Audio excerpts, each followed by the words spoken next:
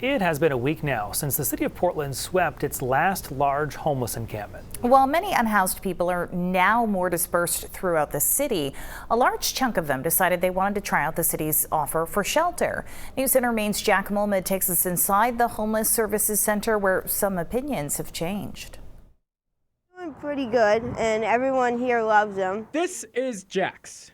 His owner, Erica, thought he would be unwelcome at the Homeless Services Center. I have to have him with me 24/7, but you know, it's better than not having him here. Staff at the HSC say service animals are allowed. It's a plus for Erica, who has lived like this and this over the last year. Kind of like a jail, to be honest. She once refused shelter, but after getting her tent swept by the city 3 times in just a couple months, she was done.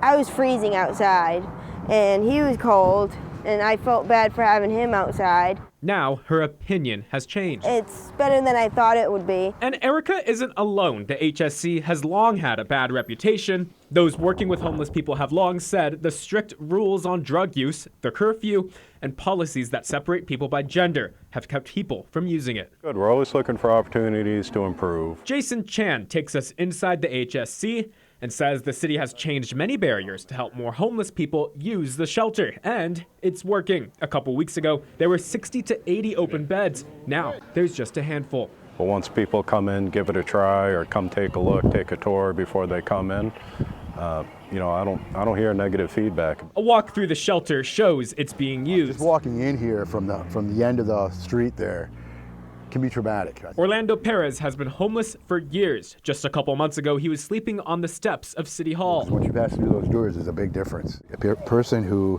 is in a situation, doesn't do anything about it, is going to be there for a long time. I'm actually hearing some really positive things. And Preble Street says it's heard about the improvements at the HSC, but with shelter space now filling up, it's kind of scary to know that we're almost at capacity again, and we're not even halfway through January. Peggy Lynch says it highlights the need for even more shelter space in the future. More shelter space is a need with the trend we're seeing. Back at the HSC, Erica's joined by her mom, Victoria, who has stuck by her side from tent to shelter. I mean, at least now I can pretty much sleep at night knowing that she's safe. She says Erica ended up convincing 6 of her unhoused friends to use the shelter now in just the last week. I'm very proud of her.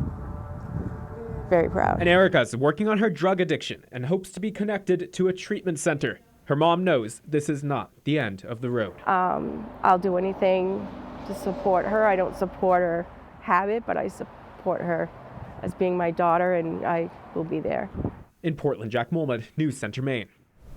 Preble Street says while a lot of the barriers keeping people from shelter have been lifted, they say transportation to and from downtown Portland does remain an issue, especially for unhoused people who have jobs that either go into the nights or the morning.